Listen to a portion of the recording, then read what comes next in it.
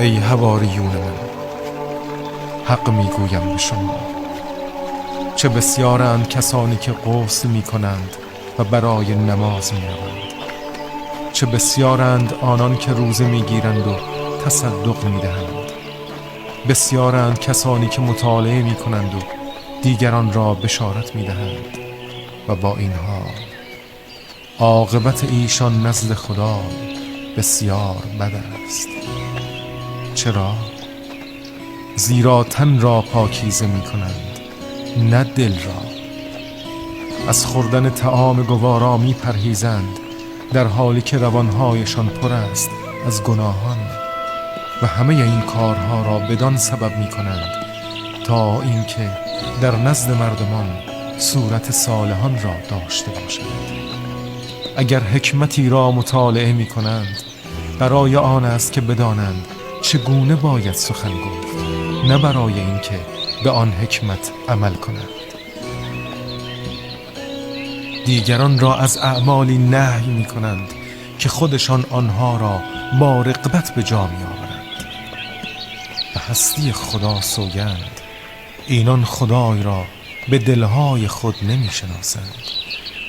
زیرا اگر او را شناخته بودند به یقین او را دوست می داشتند. پس به شما می گویم از آنجا که هرچه آدمی دارد بخشایشی از خزانه لطف پروردگار است، پس بر اوست تا هرچه دارد تنها در راه محبت خالص خدای صرف نماید.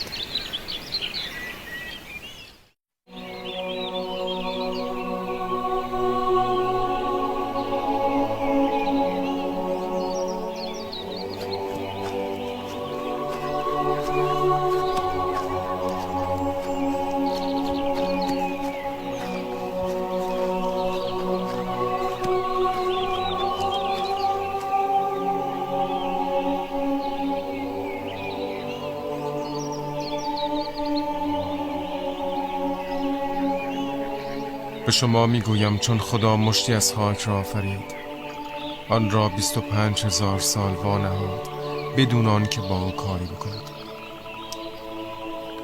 شیطان که به منزله کاهن و رئیس فرشتگان بود، چون قوه ادراک عظیمی داشت، دانست که خدا زود است که بگیرد از این مشت خاک 140,000 نشان شدگان را به نشان پیغمبری، که از جمله ایشان است آخرین رسول خدا که خدا روح او را 60,000 سال پیش از هر چیز دیگر آفرید. از این رو شیطان غضبناک شد، پس ملائکه را اغوا نمود و گفت زود باشد روزی برسد که خدا از ما بخواهد بر این مشت خاک سجده بریم. به درستی که سزاوار ما نیست که این کار را بکنیم. از این روی خدای را بسیاری ترک نمودند.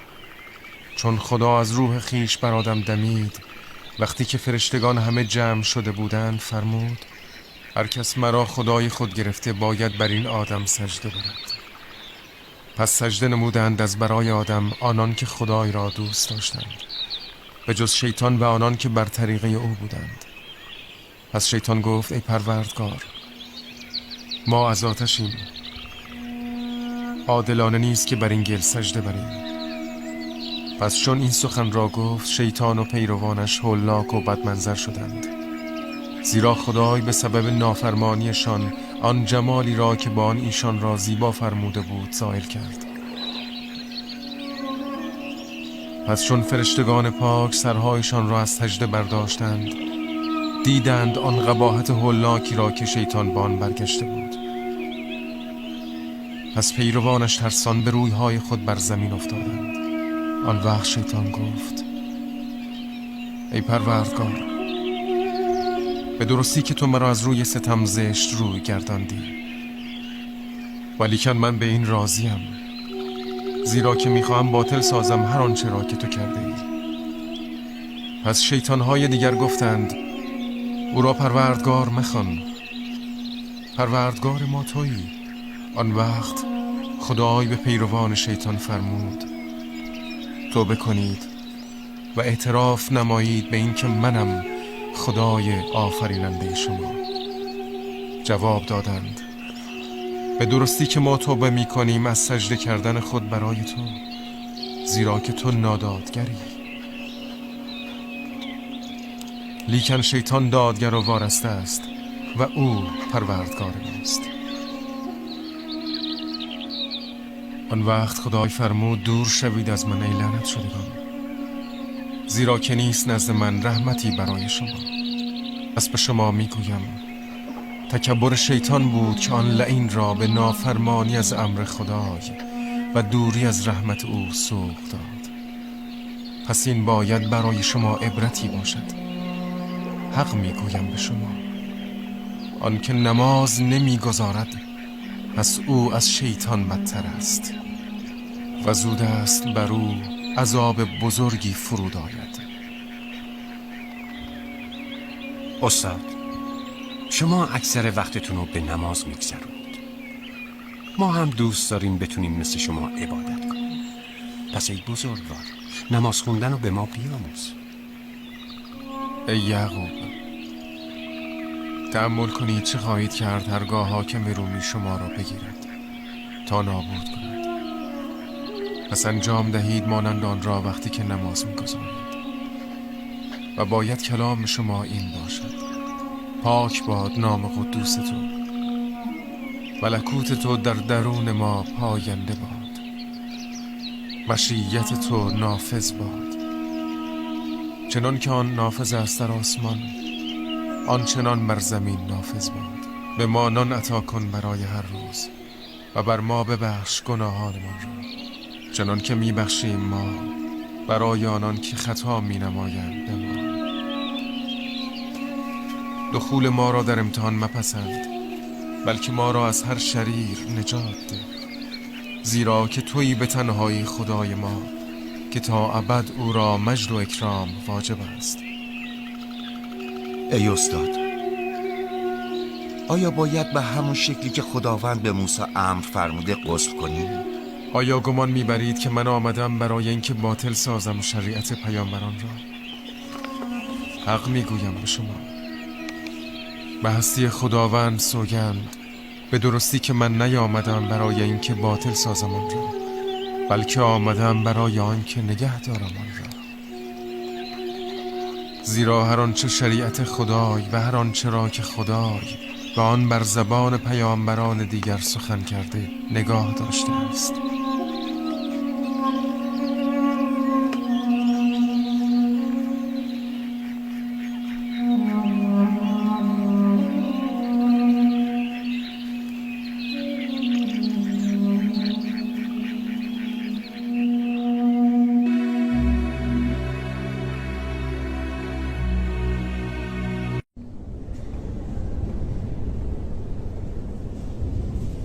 স্বীকার করে নিতে দ্বিধা নেই যে যখনই কোষাগারে আসি নিজের অজান্তেই আনমনা হয়ে যায়। আপনাদের অবস্থা অবশ্য জানি না জনাব কিয়াফা।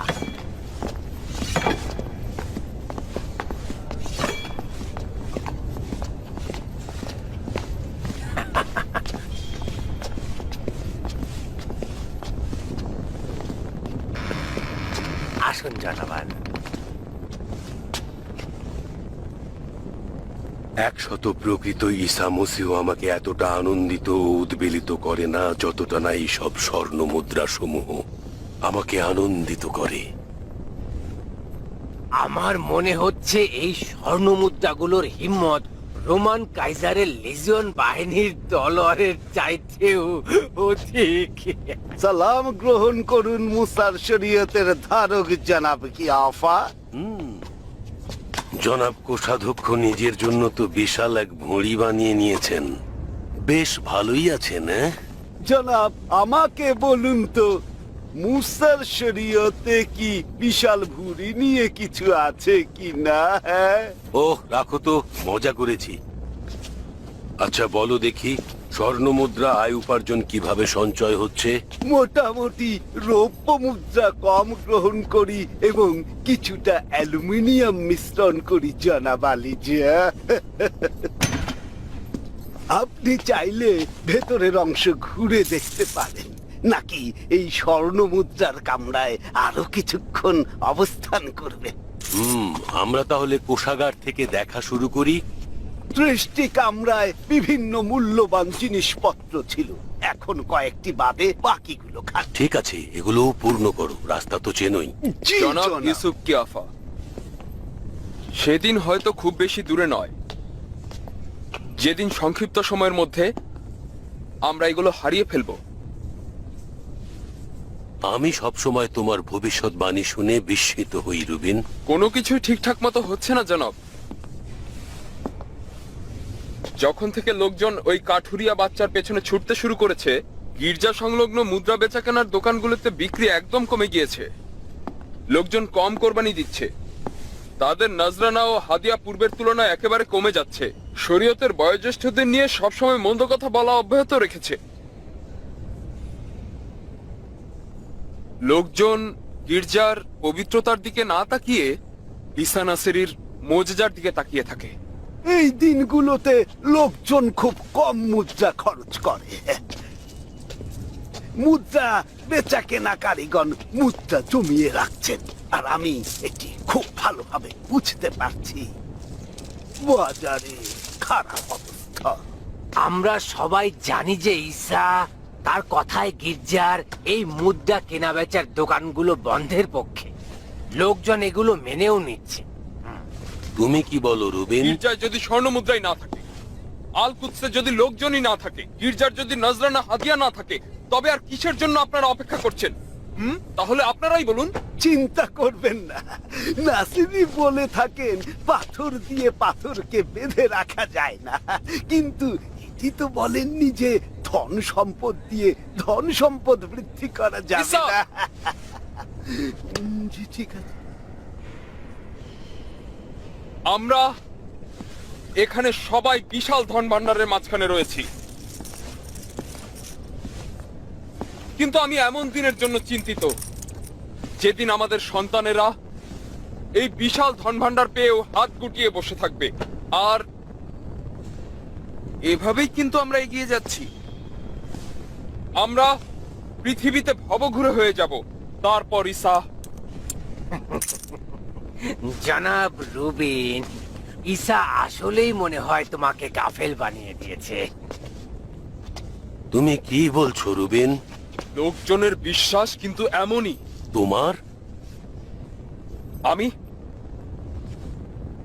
না। একজন মিথ্যা পয়গম্বর যে কিনা বলল ইহুদিদের সব চাইতে বড় ইবাদতখানা ধ্বংস হয়ে যাবে, নাকি এত সব বিশাল স্বর্ণ ভাণ্ডার ও মণিমুক্ত হারানোর ভয়ে রয়েছ? দুটোই।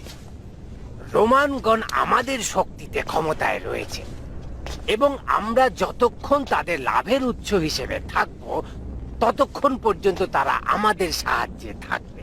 রোমানগণ বিশ্বাসযোগ্য ছিলেন না এবং এখনো নন। তাদেরকে অবশ্যই কাজে লাগাতে হবে। তারা এমনকি নিজেদের কাজেও সন্দেহ প্রকাশ করে থাকেন। আমি শুধু এই নাসিরির অভিশাপকে ভয় পাই।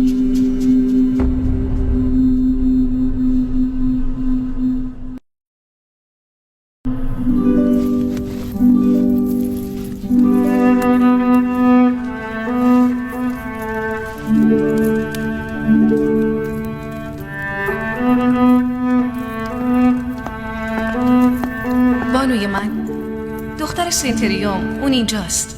کدوم سنتریوم؟ سنتریوم روفوس بانوی من، همونی که دختر شفا گرفته. دستور داده بودین پیداش کنین. دخترک اینجاست. بگین بیاد تو.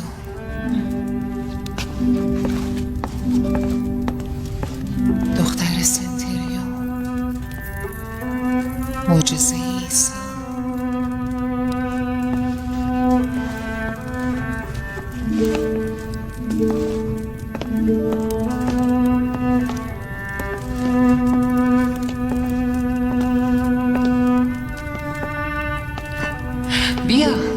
بیا جلوتر. نترس، بیا اینجا پیش من.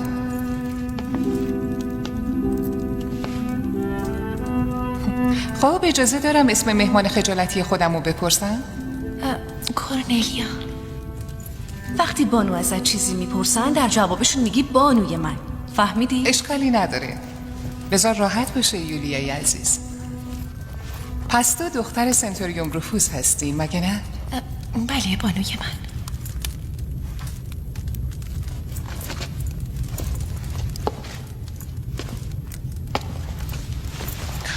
اما چشمات شباهتی به ما رومیا نداره. مادرت اهل کجاست؟ ژرمنیا.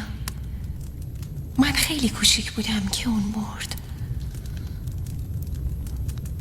خیلی خیلی متاسفم عزیزم. خب بیا اینجا کنار من بشین تا کمی با هم حرف بزنیم. اشکالی که نداره. یولیا شربت. چشم بانوی من.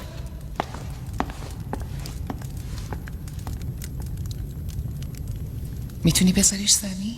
نه همینطوری بهتره. ببینم نکنه توش چیز با ارزشی رو قایم کردی. نه فقط کمی لباس تمیز و کلوچه خونگیه.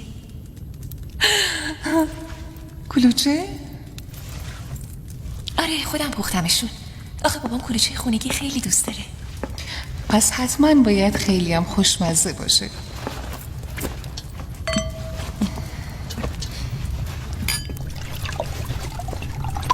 بفرمایید.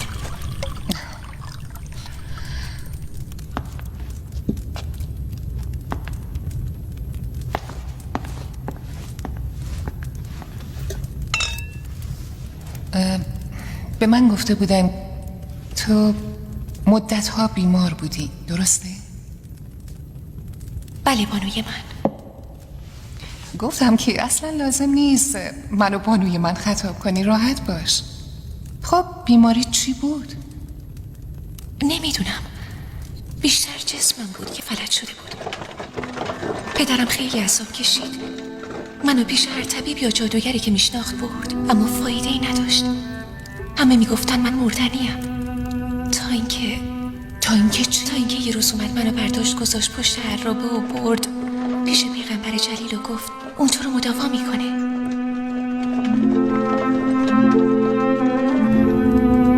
پیغمبر جلیل؟ چطور اونو نمیشناسی؟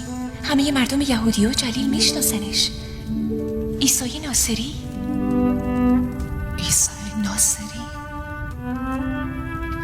یعنی به نظر تو من باید اونو بشناسم؟ پسر خالی یحیای تعمید دهنده، همونی که هیرودوس.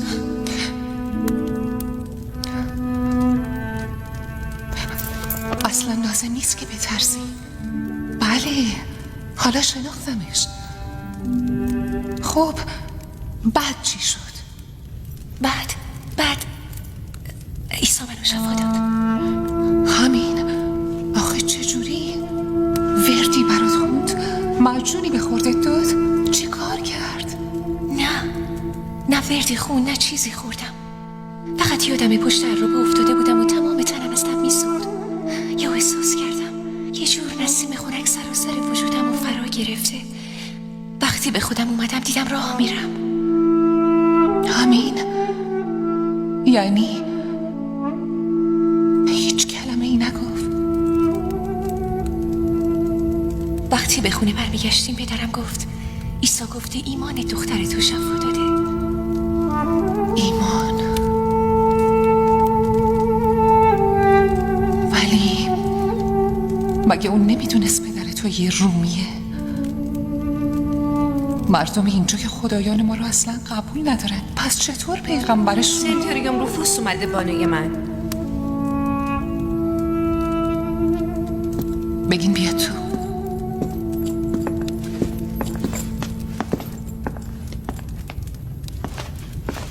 بانوی من عذر میخوام.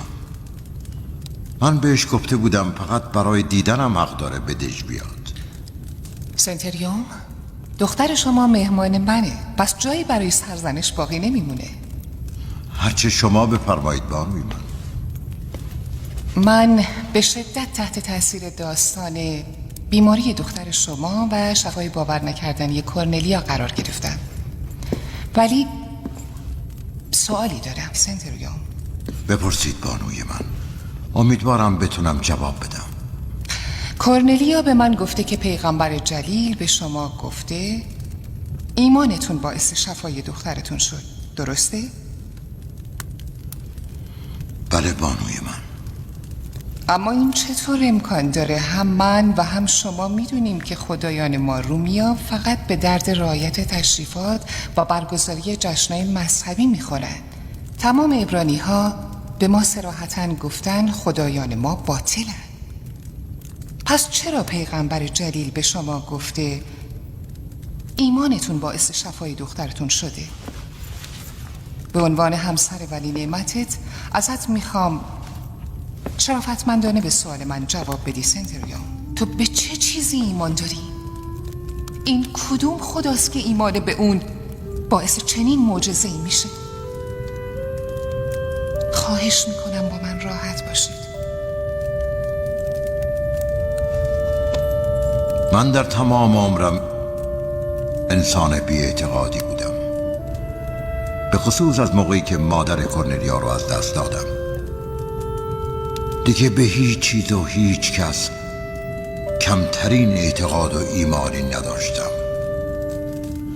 اما وقتی بچم مریض شد به تمام معابد و جادوگرها و خدایان ریز و درشت متوسل شدم. حتی چندین بار به صورت ناشناس به معبد یهود رفتم و نظر و نیاز کردم، اما فایده ای نداشت. چرا فایده ای نداشت؟ چون فکر می کردم کشف و کرامات فقط تو قصه ها امکان پذیره، همش حق بازیه. ولی حالا به خدای کاهنان یهود ایمان داری، درسته؟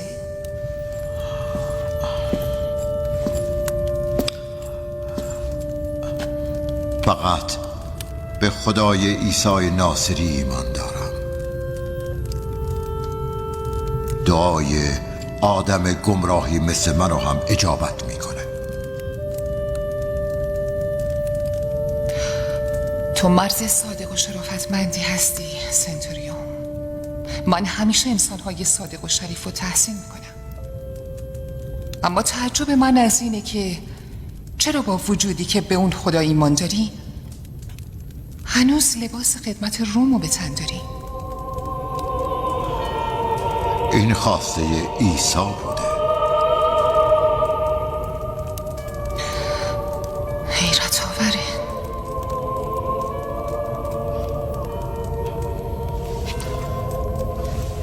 اگه با من امری ندارین دیگه مرخص میشم. کورنلیا بریم دخترم. سنتریون، از شما میخوام اجازه بدین این دختر گاه گاه به ملاقات من بیاد. بله بانوی من.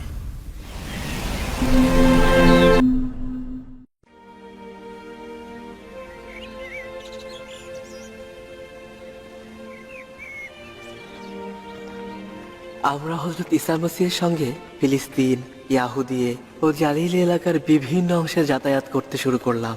আমাদের কারোর মধ্যে যে দেশটি নিয়ে ভ্রমণের কোনো ইচ্ছে ছিল না সেটি হচ্ছে সুমেরি অঞ্চল।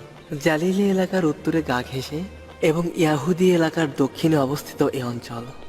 আমাদের শরীয়তের সঙ্গে সেখানকার লোকজন পরিচিত নয়, তারা ইব্রানীদের দুশমন ভেবে থাকে। একদা আমরা মরুভূমিতে পথ হারিয়ে ফেলেছিলাম। ক্ষুধার্ত ক্লান্ত অবস্থায় সুমেরি অঞ্চলে পৌঁছলাম। একটি সুমিষ্ট পানির ঝর্ণা বা প্রবাহ পাওয়ার আশায় দুজন দুজন করে আলাদা হয়ে গেলাম। আমার প্রিয় পয়গম্বরের সঙ্গে থাকার সৌভাগ্য হলো।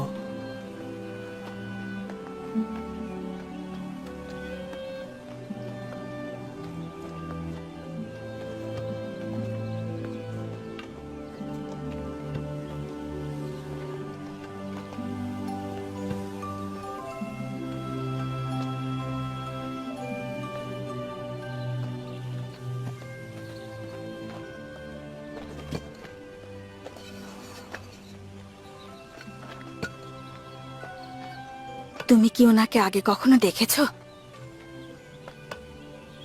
জানি না।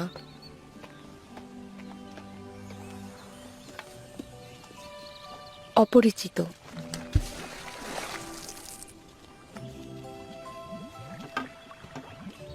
দেখে তো চিনতে পারছি না। এব্রানি নাকি? আমার মনে হয় না ওই দিকের কেউ হবে। ইহুদি। ওদের দিকে খেয়াল করো না।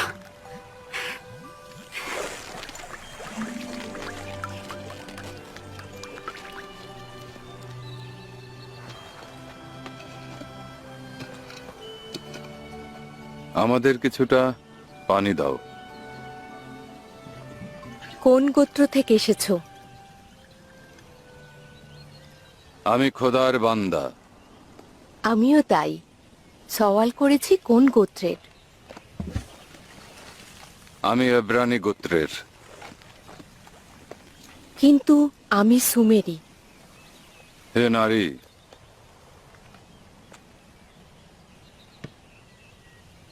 যদি জানতে তোমার কাছে কে পানি চাইছে,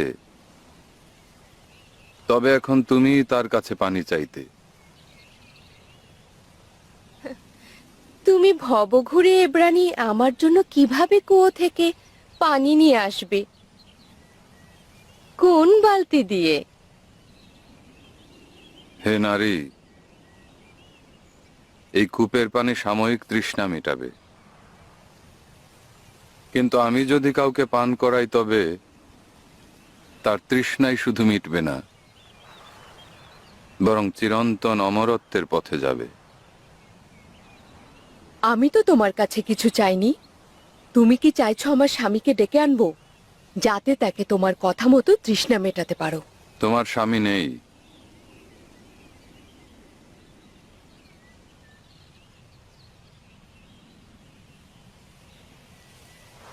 তোমার 5 জন স্বামী ছিল, যারা সবাই দুনিয়া ছেড়ে চলে গিয়েছেন, আর তুমি কিনা স্বামীর কথা বলছো?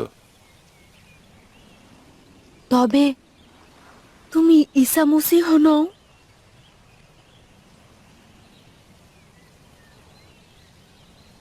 তুমি একজন পয়গম্বর, একজন এব্রানি পয়গম্বর।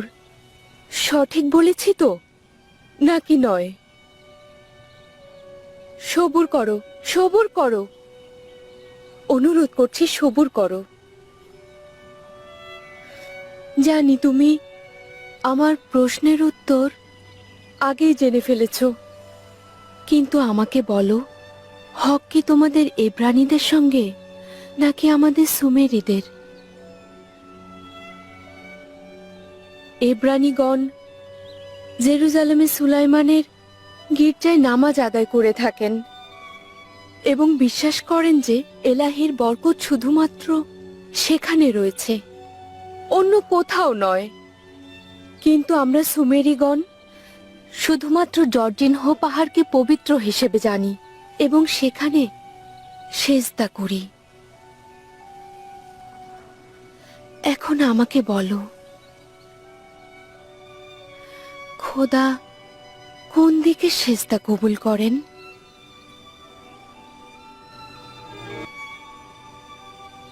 হয় জেরুজালেমের অধিবাসী, হয় আফসোস গির্জার পুরোহিতগণ। তোমরা গির্জার দুনিয়াবি আনন্দ ফুর্তিতে ডুবে আছো। মনে হচ্ছে তোমাদের কোনো খোদা নেই। এই নারীর কথা অনুযায়ী কিয়ামতের ময়দানে তোমাদের ভাগ্যে জাহান্নাম জুটবে, কেননা তিনি সেদিন জানতে চাইবেন কিভাবে খোদার এই নাজ নিয়ামত ব্যয় করেছ। হে নারী, তুমি যা বলছো সব ঠিক বলছো। তোমরা সুমেরীয়গণ একটা কিছুকে সেজদা করো যা সম্পর্কে আমরা জানি না, কিন্তু আমরা এব্রানিগণ এমন মহান একজনকে সেজদা করি যাকে আমরা চিনি।